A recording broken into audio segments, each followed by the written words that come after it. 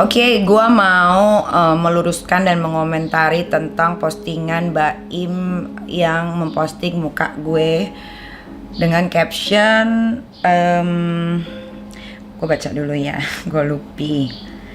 Dengan caption mana sih? Oh ini. Gak pernah saya merasa dendam sama dia. Dia tetap teman saya. Doa terbaik untuk Nikita dan anak-anaknya. Semoga dia sabar dan berserah diri kepada Allah. Tapi sebelum itu gue mau menjelaskan triggernya itu sebenarnya apa sih gitu kan. Karena kan kalian juga selama ini menerka-nerka.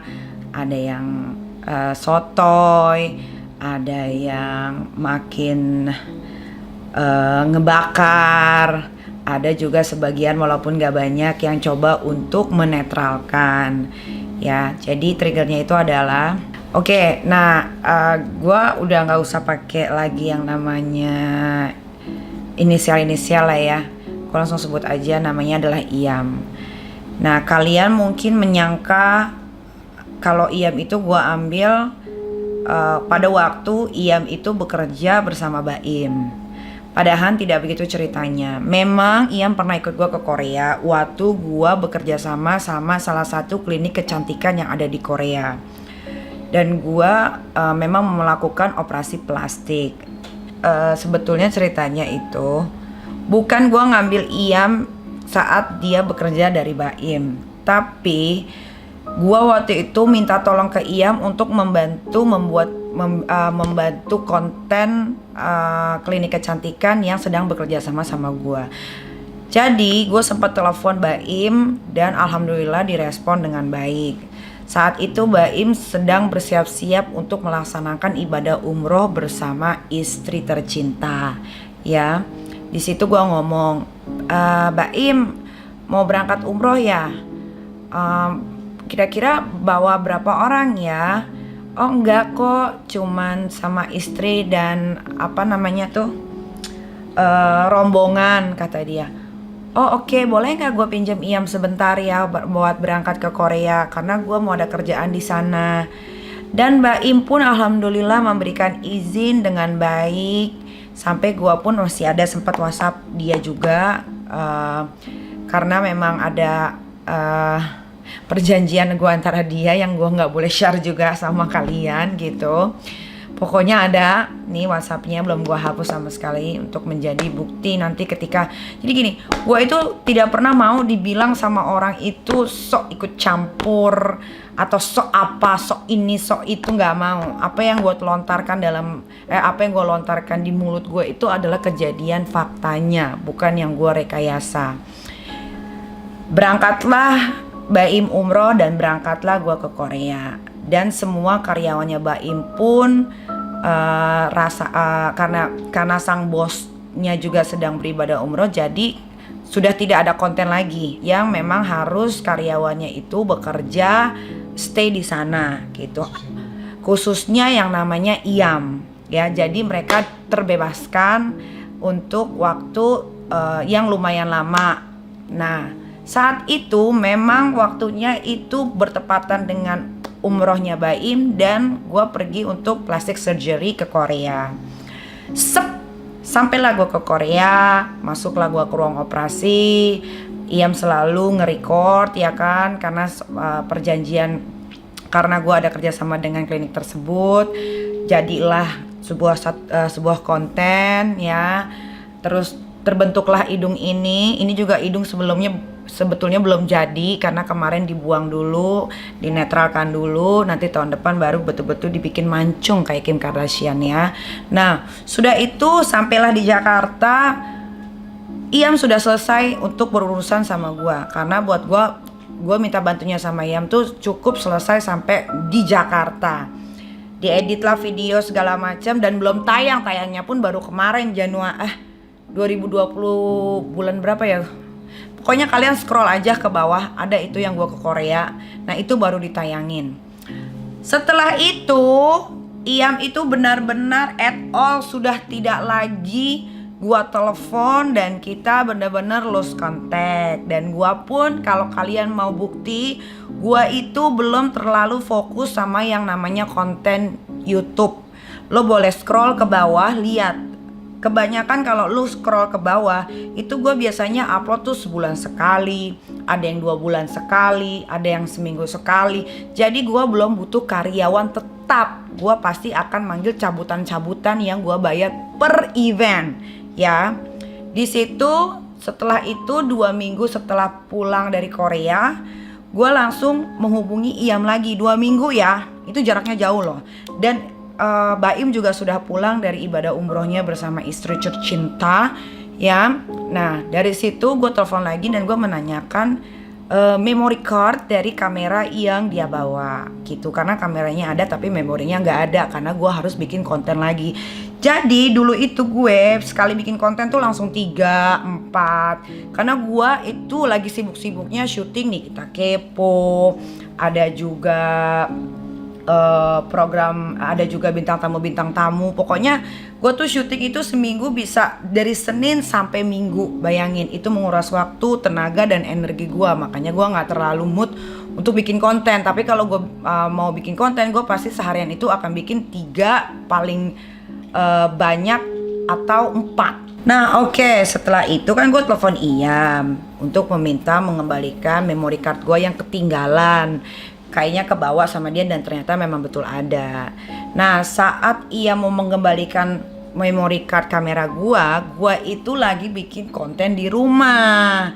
Ya ini kejadian yang sesungguh-sungguhnya. Lagi bikin konten di rumah, dia telepon, gue bilang masuk aja ya. Masuklah dia, naik ke atas. Gue lagi bikin konten, entah suaranya si Iyam masuk atau mukanya dia masuk, gua nggak tahu. Selesai dari dia balikin memory card ya, dia langsung cabut guys gitu loh. Dan bener-bener nggak lagi ada di gue. Dan gue juga lagi nggak mau buang-buang duit punya karyawan untuk bikin konten YouTube, yang padahal konten YouTube gue juga pun tidak terlalu banyak postingannya gitu loh. Kalau kalian nggak percaya juga, kalian scroll ke bawah, cek sendiri mulut gue ini bohong enggak. Nah tiba-tiba gue ditelepon, Baim telepon, yang gue juga nggak bisa kasih tahu dia ngomong apa, tapi cukup membuat gue shock dengan perkataan dia yang menuduh seseorang lagi itu. Tapi ya sudahlah. Setelah itu dia WhatsApp, dia tanya, dia kayaknya mau make sure apakah betul di Iyam sama gue, dan gue pun membalasnya gitu loh. Ya sudah gue share juga di story gue bilang gue itu sama Iyam cuman cabutan, dan memang terakhir itu cuman di Korea. Setelah itu tidak ada lagi pekerjaan di gue karena gue pun belum minta tolong lagi gitu. Dan gue menjelaskan bahwa gue kalau bikin konten itu sehari pasti 3 kali, dan gue tidak mau punya karyawan tetap dulu karena gue juga nggak terlalu konsen yang namanya di dunia per YouTubean gitu. Nah singkat cerita ya, tiba-tiba si Baim WhatsApp gue lagi ya. Dia bilang kalau si Iyam ini udah gak kerja sama dia. Lah dia menuduh kalau Iyam itu kerja sama gue. Padahal kan gue udah bilangin kalau gue itu sama YouTube itu gak terlalu konsen dan gak banyak uploadan, paling sebulan sekali. Masa kalau sebulan sekali gue harus pakai karyawan? Mendingan gue kasih yang cabutan, yang gue bayar per event. Sekali bikin video udah gue bayar jebret gitu. Ngapain gue harus gaji per bulan gitu loh. Nah gue lagi pergi tuh ya, pokoknya adalah ke suatu tempat, terus banyak yang ngomong soal Nik lo sekarang bikin konten YouTube bla bla bla bla. Oh kemarin lo berangkat sama ini ya? Iya lo. Oh iya, lo tau nggak kalau Iyam kan udah nggak kerja lagi sama Baim. Nah disitulah gue langsung telepon si Iyam. Gue bilang, Yam emang iya lo udah nggak kerja sama Baim? Iya udah enggak. Oh ya udah kalau gitu lu mau nggak kerja sama gua? Nah gua tuh nggak pernah nanyain apapun kenapa dia keluar segala macem. Tapi Ini just for your information, walaupun ini nggak penting banget sebetulnya ya. Gue tuh udah kenal sama Iyam dan bekerja sama dia itu kurang lebih 2 tahun di Trans TV. Dulu ada namanya program Pagi-Pagi Pasti Happy. Ya di situ gue kenal dia, gue tahu bagaimana karakternya, gue tahu bagaimana sifatnya. Walaupun gue tidak 24 jam sama dia ataupun setiap hari. Setiap hari deng, Senin sampai Jumat. Jam 8:30 dulu gue ingat. Setiap hari cuma Sabtu sama Minggu aja, kadang-kadang enggak gitu kan. Tapi kalau di acara tersebut memang gue lebih banyak kontekan langsung, beradaptasi langsung dengan yang namanya Iyam gitu loh. Jadi gue tau lah, orang bagus masa gue nggak ambil gitu kan. Dan memang dari dulu gue pengen bekerja sama dia gitu. Kalau kita bekerja itu kan kita sama orang harus punya feel, harus dilihat auranya. Jangan memperkerjakan orang juga asal-asalan, nanti takutnya apa yang mau kita lakukan malah jadinya nggak lancar. Harus mempekerjakan juga orang jujur, nggak boleh jadi maling, karena apalagi di rumah gue ini berlian, jam tangan mewah, uang segala macem itu semua gue geletakin sembarangan. Jadi nomor 1 orang yang harus kerja di tempat gue itu adalah gak boleh maling dan dia harus jujur. Yang lain-lainnya busuk atau jelek itu masih bisa diperbaiki, tapi kalau yang 2 ini pasti susah untuk diperbaiki. Nah, karena gue tahu Iyam itu cukup berkompeten di bidangnya. Ya ketika dia sudah nggak kerja sama Baim, dengan gue tanya, lu ada masalah apa sama Baim? Kok lu keluar nggak ada masalah apa-apa? Oh berarti baik-baik aja dong gitu kan. Ya udah, kerjalah dia sama gue ajaklah dia ke Bali saat itu for the first time ya. Memang itu anak orang baik, alhamdulillah dia jadi fotografer pribadinya Lorenzo. Tahu kan Lorenzo, pembalap motor GP, tahu kan? Lu bisa lihat di Instagramnya Iyam sendiri. Dia jadi fotografer pribadinya Lorenzo. Bahkan Lorenzo sampai pinjem celana dan sepatunya Iyam. Bayangin, semua itu tidak ada yang kebetulan kalau manusianya itu tidak baik. Ya, mungkin dilihatnya sama kalian netizen, gua ini sepertinya huru-hara, berarukan segala macem. Tapi biarlah itu gua umbar kemana-mana. Jadi yang baiknya biarlah orang-orang di sekitar gua dan Tuhan yang tahu gitu. Kalaupun gua harus taruh di sebuah konten, bukan berarti gua ingin terlihat baik di depan muka kalian semua. Tapi gua ingin mengajarkan cara berbagi yang tulus, penuh kasih sayang itu seperti apa. Gitu loh. Ya kenapa gue baru bahas sekarang sih ya, karena gue memang baru tahu detailnya itu sekarang. Dulu banget gue sempet denger selentingan gitu, tapi gue gak terlalu tanggepin. Kenapa? Mungkin terlalu sibuk kali ya. Tapi kalian harus jangan pungkiri kalau gue emang sibuk. Dulu kan ada Nikita Kepo Senin sampai Jumat ya kan. Terus kadang-kadang gue juga di Brownies gantiin Ibu Ayu atau siapa yang gak masuk, atau gak jadi bintang tamu gitu. Nah terus ngurusin bisnis gue. Jadi gue cuma denger-denger aja. Dan gue tuh orangnya tuh, gue tuh jujur ya, gue tuh baru bener-bener nonton konten-konten artis-artis yang sekarang punya channel YouTube tuh baru sekarang, kurang lebih 1 bulan ini gitu loh. Karena gue mau belajar gimana sih biar edit yang bagus, gimana sih biar ini yang cara angle ngambil gambar yang bagus di YouTube segala macam gitu. Ternyata gue nggak bisa pungkiri juga kalau di YouTube itu ada cuannya. Nah, kenapa akhirnya gue nonton kontennya dia? Karena biasalah netizen itu kan kadang ada yang baik, kadang ada yang nggak baik. Nah, yang baik ini yang share ke gue linknya, Kak nonton ini deh, di menit ke ini si dia ngomong begini, mukanya si Iyam ditaruh paling depan. Gue lagi mau bobok cantik, gue bukalah linknya, gue pantengin dari awal sampai oh ya bener. Bukan hanya di videonya, tapi gue pun membaca hampir rata-rata semua komennya yang membuat gue jadi makin shock. Kenapa? Soalnya ada banyak banget komen yang akhirnya melontarkan seperti ini. Pantesan aja Iyam keluar milih dari Baim, orang yang baik, dia lebih milih dajjal atau setan. Ternyata dia maling toh. Nah, gue akannya ke bawah, padahal kan gue nggak tahu menau urusannya gitu loh. Dari situ gue mulai kayak, aduh, kok begini ya dia yang maksud gue seorang yang panutan, bisa dibilang kalau netizen kan ngomongnya adalah panutannya, the true hero masyarakat Indonesia, kok bisa melakukan hal seperti itu tanpa harus meminta izin. Gini, kan gue akhirnya tanya, ini bikin video ini dia minta izin nggak? Ternyata enggak gitu. Maksud gue, kalau udah ada izinnya dari orang tersebut gitu kan, ya oke aja sih, karena ternyata mereka udah kongkolikong. Ternyata ini kan nggak ada izin. Dan hampir rata-rata netizen, kalau kalian lihat semua komennya ya, itu semuanya mengarah ke Iyam. Kenapa nggak ke foto-foto yang lain? Kan banyak. Kenapa mengarahnya semua ke Iyam? Nah, dan posisinya netizen, Iyam itu sudah resign. Kenapa harus fotonya ditaruh paling depan? Seolah-olah dia melakukan kesalahan gitu loh. Itu kan nggak boleh. Nah, memang Mbak Im yang baik hati itu ya, yang suka menolong orang banyak itu tidak menyebutkan nama sama sekali. Tapi beliau menggiring opini, dan bisa kalian baca sendiri komennya. Kan komennya bisa dibaca. Kenapa semuanya menggiring? Kenapa semuanya berpikir, menilai bahwa Iyam lah yang malingnya. Kalian jangan menutupi mata dan hati kalian. Kalau yang salah, kalian harus bilang salah. Kalau yang benar, kalian harus bilang benar.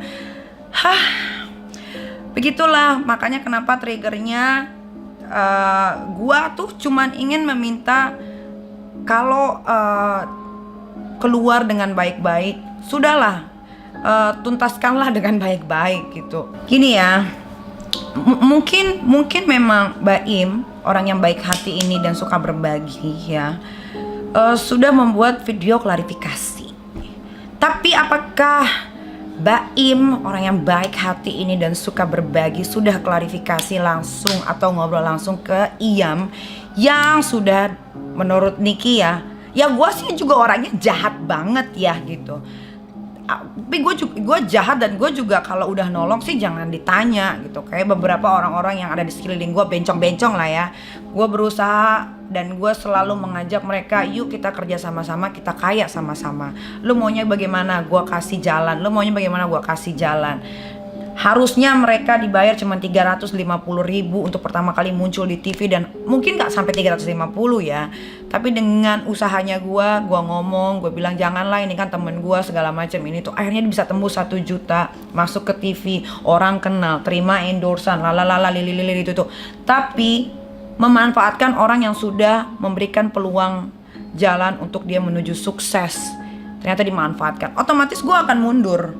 Tapi gue tidak akan membuat satu konten yang menggiring opini, wah pas banget nih dia keluar nih, gue jadiin konten, kan gue dapet cuan. Gue gak begitu. Kalian boleh cek di mana konten YouTube gue yang gue menggiring opini atau hanya sekedar bikin tebak-tebakan kalian supaya mikir siapa sih sebetulnya yang salah gitu. Itu gak baik, itu gak baik.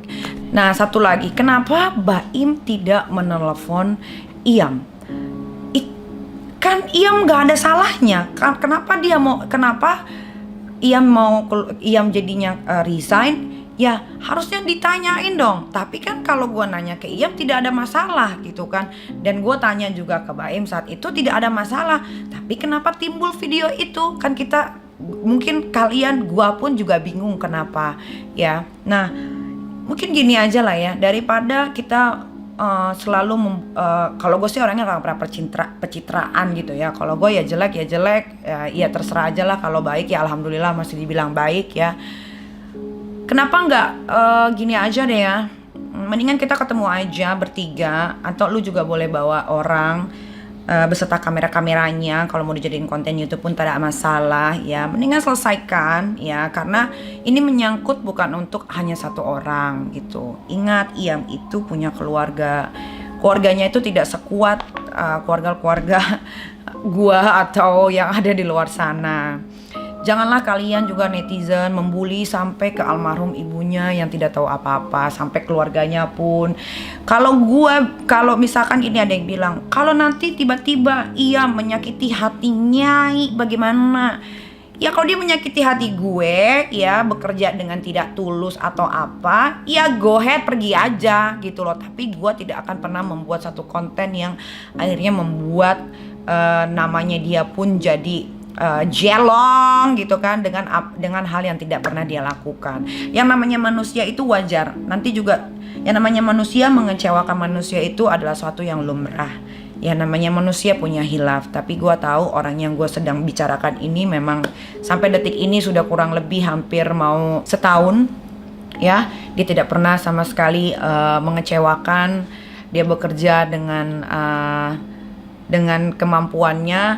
Dia bagus selama ini, belum pernah ada cacat sedikit pun, karena gue itu membatasi antara pekerjaan dengan pertemanan. Dan gue selalu memberikan kepercayaan sama orang. Ketika kepercayaan itu tidak bisa dipergunakan dengan baik, itu akan gue ambil dan dia akan gue buang gitu. Selama ini so far, karena kan pasti banyak banget yang nanya, kenapa sih kok dibelain banget? Gue bukan ngebelain banget. Posisinya adalah Iyam itu kerja sama gue sekarang, dan gue tidak pernah mengambil dia dari siapapun. Sebetulnya ini pun tidak patut untuk dibahas karena ini nggak penting. Cuman karena jadi besar ya, jadi ini harus diberitahu untuk kalian semua, wahai masyarakat Indonesia.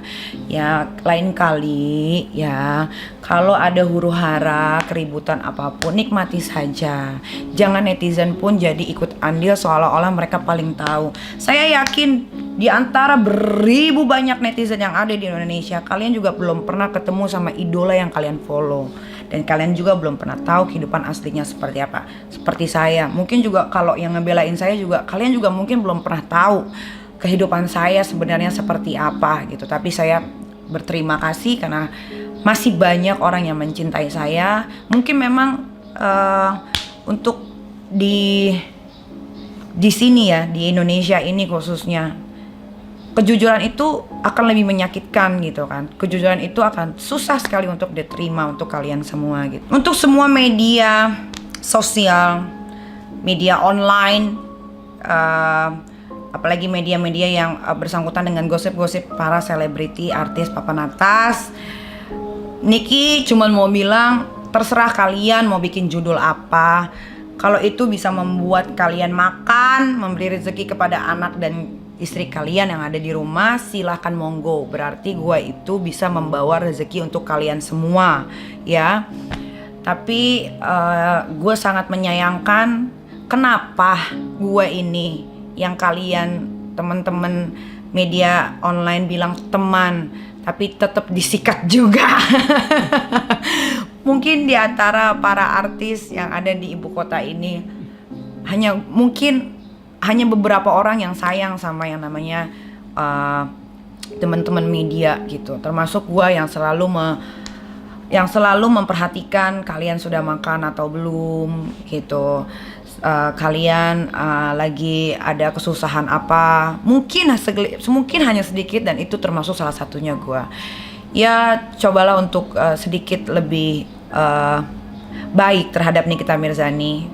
Beritakan apa yang sesungguh-sungguhnya, jangan dibalik-balik. Kalau itu sih bukan sesungguhnya, itu dibalik itu. Lu lihat, gue masih di kamar gue bisa tidur di kasur gue yang mahal ini, yang harganya lebih dari 100 juta. Bangga, kenapa? Karena gue aja bisa beli kasur harganya 100 gitu loh. Ya gue bangga lah, bukan sombong ya. Terserah kalau mau dibilang sombong, ya sombong juga sih. Ya pokoknya buat kalian semua, alhamdulillah gue masih bisa memberikan rezeki untuk kalian dengan caranya masing-masing.